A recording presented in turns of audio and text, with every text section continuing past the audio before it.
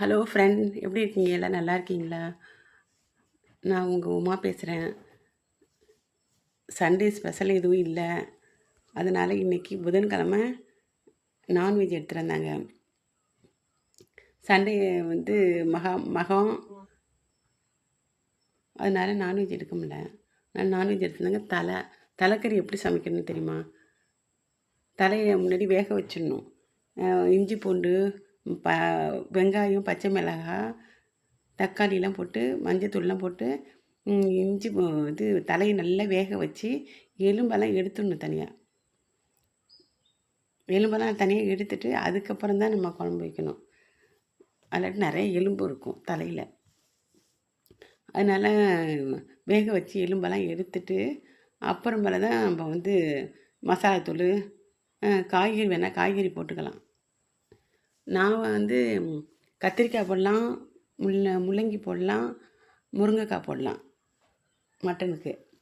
நான் வந்து கத்திரிக்காய் போட்டேன்.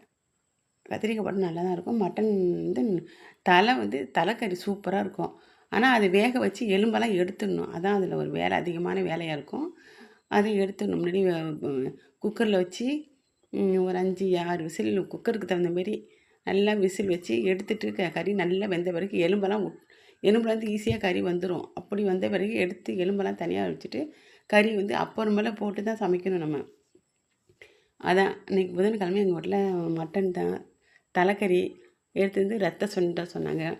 அதை செஞ்சிகிட்ருக்கேன்.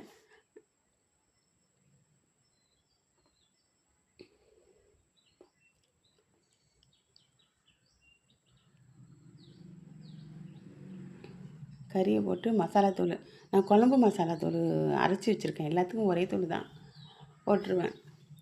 அது வந்து போடணும். போட்டுட்டு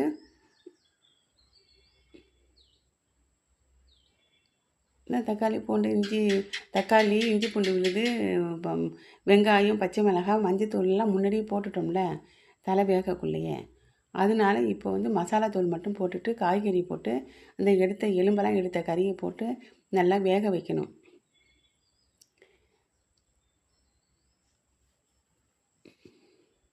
தேங்காய் பிரிஞ்சிட்டும் தனியாக அரைச்சி வச்சுக்கணும்.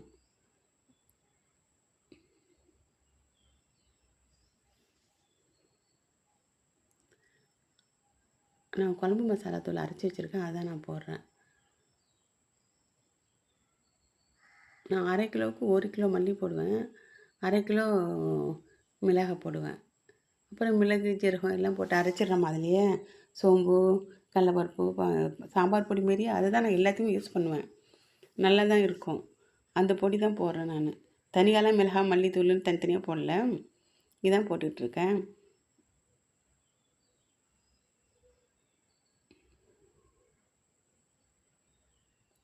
அப்புறம் ரத்தம் சுண்டுறதுக்கு வந்து ரத்தத்தில் வந்து மிளகாத்தூளும் சோம்பும் நுணுக்கி போட்டு நல்லா நல்லா பிசைஞ்சு விட்றணும்.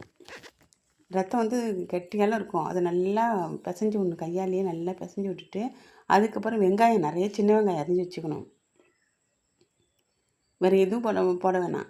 சின்ன வெங்காயம், கருவேப்பிலை போட்டு நல்லா வதக்கணும். சின்ன வெங்காயம் வந்து நல்லா வதங்கினதும் அந்த ரத்தத்தை எடுத்து கொட்டணும். அதுக்கு உப்பே போடக்கூடாது ரத்தத்துக்கு. அது நினப்பு வச்சுக்கோங்க, ரத்தத்துக்கு உப்பே போடக்கூடாது.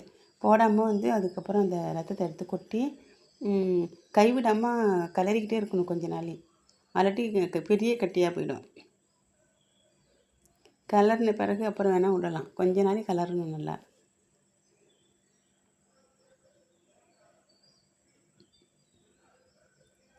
உப்பு போடக்கூடாது. ஆனால்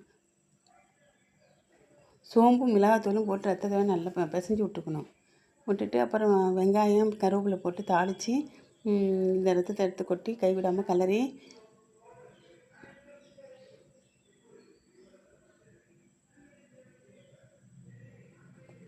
அந்த தண்ணியெலாம் சுண்டுற வரைக்கும் அடுப்பில் வச்சுருக்கணும்.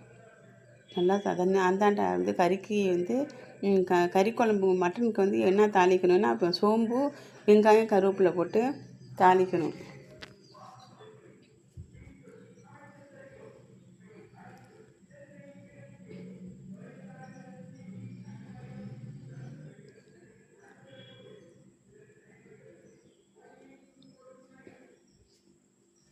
தாளித்து கொட்டிட்டு அதுக்கப்புறம் தேங்காய் பிரிஞ்சிருவோம் அரைச்சி வச்சுருக்கோம்ல, அதை வந்து குழம்புல கொட்டணும். ரத்தத்தில் வந்து தண்ணியெல்லாம் நல்லா சுண்டிடணும். அது வரைக்கும் நல்லா அடுப்புலேயே வச்சுருந்து தண்ணி வந்து நல்லா சுண்ட வரைக்கும் வச்சுருக்கணும். நம்ம தண்ணி ஊற்றக்கூடாது, அதுலேயே தண்ணி விடும். அதில் உள்ள தண்ணி தான் அது, தண்ணி விடக்கூடாது. அதுலேயும் தண்ணி இருக்கும், அது நல்லா சுண்டுற வரைக்கும் வச்சுருக்கணும் அடுப்புலையே.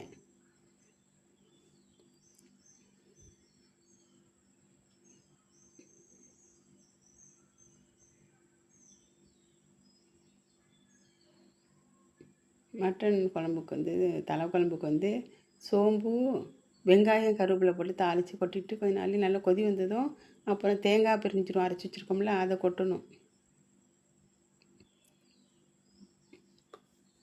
கொட்டி கொதி வந்ததுன்னு அதை எடுத்து மூடி வச்சுட்டு இதை வந்து நல்லா தண்ணி சுண்டுனதும் தேங்காய் போட்டு இறக்க வேண்டியதான்.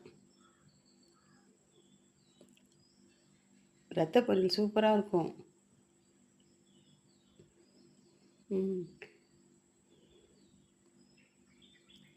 பழையத்துக்கு, தயிர் சாதத்துக்கு, ரசத்துக்கு, சாம்பாருக்கு எல்லாத்தையுமே இது நல்லாயிருக்கும்.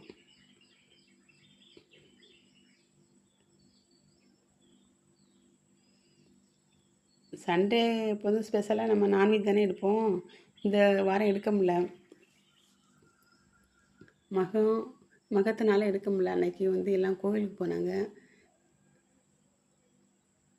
மக்கிய பௌர்ணமி அப்புறம் கிரகணம்னு சொல்லிட்டு தொடர்ந்து 3 நாள் செய்ய முடியல. அதனால் புதன்கிழமை எடுத்துகிட்டு வந்தாங்க, அன்றைக்கி தான் செஞ்சேன்.